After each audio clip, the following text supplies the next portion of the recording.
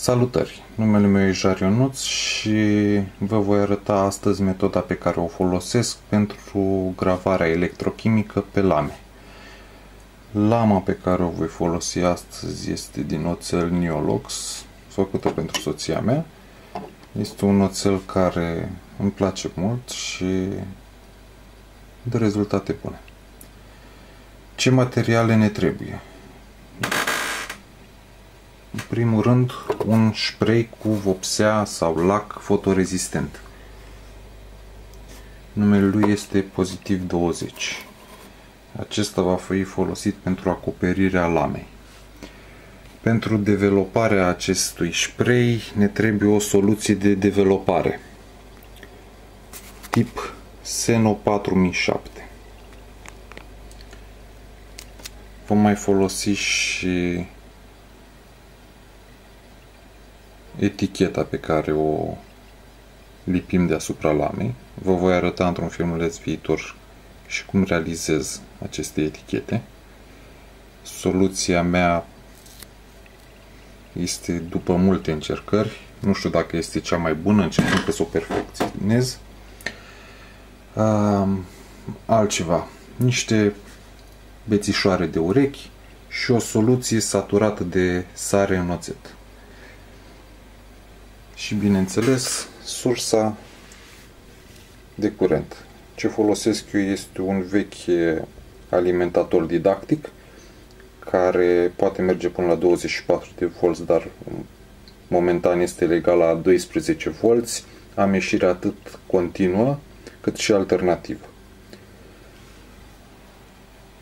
Procedeul este următorul. Se acoperă lama cu lacul fotorezistent. Nu știu dacă voi putea să vă arăt chiar toate etapele din cauza că nu am un stativ pentru cameră, dar o să vă arăt rezultate intermediare. Deci se acoperă lama cu lacul se usucă la cuptor la temperatura de 70 de grade pentru 15, eu las undeva la 16-17 minute. Apoi urmează expunerea la lumină ultravioletă după ce am aplicat eticheta, developarea. Am o soluție gata făcută cu această substanță de developare, arderea și curățarea lamei. Vă arăt imediat cum arată lama după ce o acoperim cu lacul fotorezistent.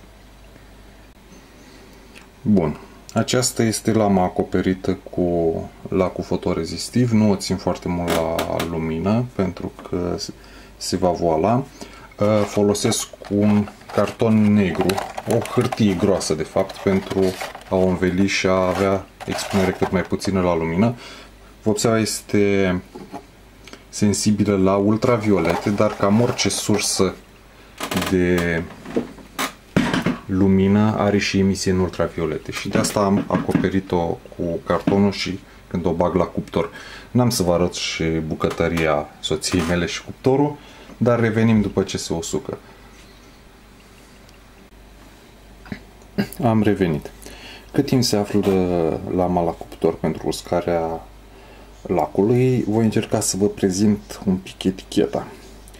Eticheta arată probabil puțin ciudat în această formă, a fost reutilizată și va mai fi utilizată de câteva ori probabil. Din ce e formată? Dintr-un, nu știu dacă se vede, o bucățică de folie transparentă ca aceasta. Ia să vedem dacă am pe aici vreo bucată să vă arăt. Nu știu exact. Da, nu mi este la îndemână. Foarte multă mizerie la mine pe birou, dar sper să focalizeze, să vedeți bucățica de folie lipită pe spate. Pe ea a fost imprimat negativul cu o imprimantă laser, apoi lipită în această formă, vedeți, cu margini din banda adezivă neagră și am acoperit cu ojă zonele expuse. De ce? În timpul expunerii la lumină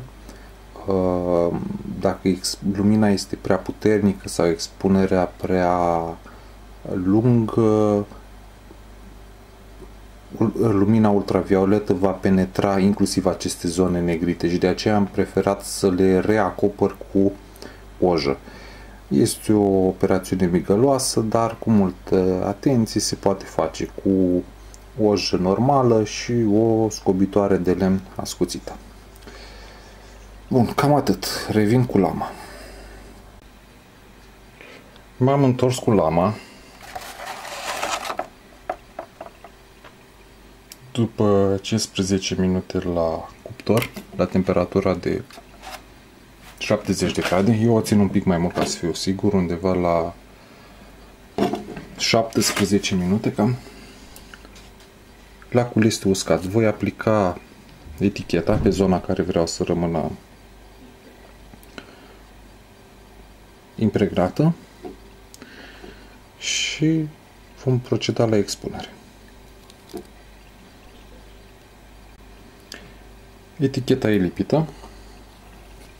Deci asta e lampa care o folosesc. E așezată în sertarul meu plin cu de toate. După cum vedeți, așez lama exact sub bec. E ca o poziție. Timpul de expunere este de 5 minute.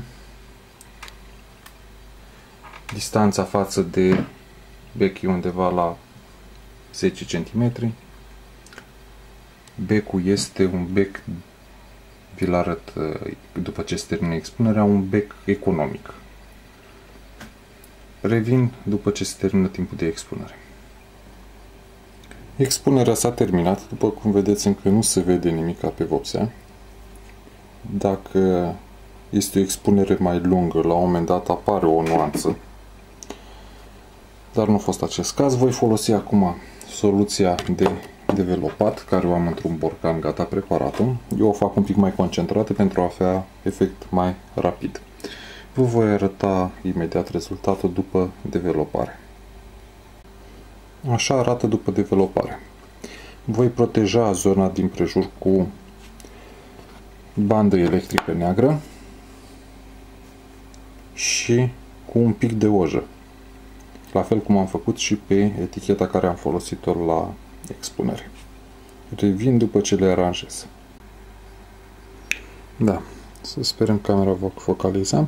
După cum vedeți, am acoperit zonele din jurul scrisului cu cât mai multă ojă, peste tot pe unde am putut, pentru a evita arderea acestora cu electroliză. Am să vă arăt imediat montajul sursei de curent.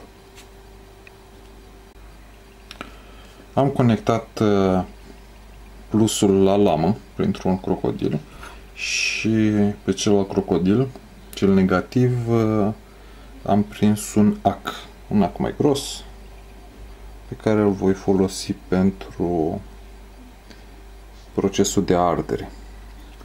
Acestea sunt conectate la sursa de curent care v-am arătat-o mai devreme. Voi acoperi zona cu soluția salină, oțet cu sare. O voi acoperi folosind bețișoarele și apoi dau drumul la sursă și realizez procedeul de ardere a zonei.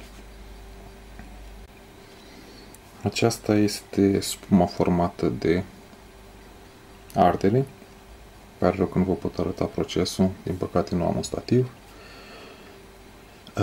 O voi șterge și voi repeta procedeul încă o dată sau de 2 ori.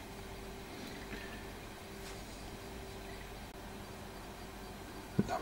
Am terminat arderea. Așa arată după ce am șters spuma rezultată. Voi îndepărta eticheta și curăța lama ca să vă arăt rezultatul.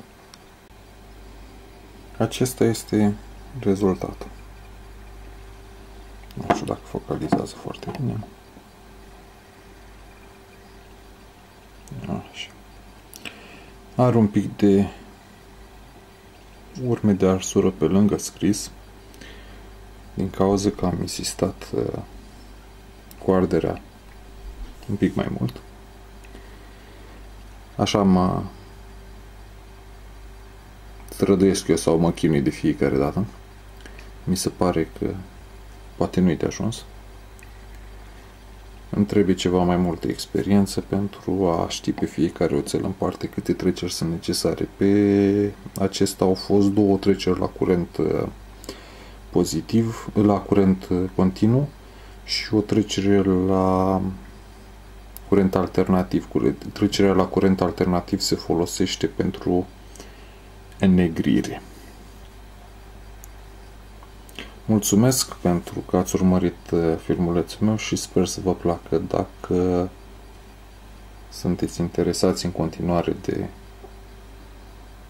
munca mea, am să încerc să achiziționez probabil și un suport pentru cameră pentru a vă arăta un pic mai în detaliu modul în care lucrez.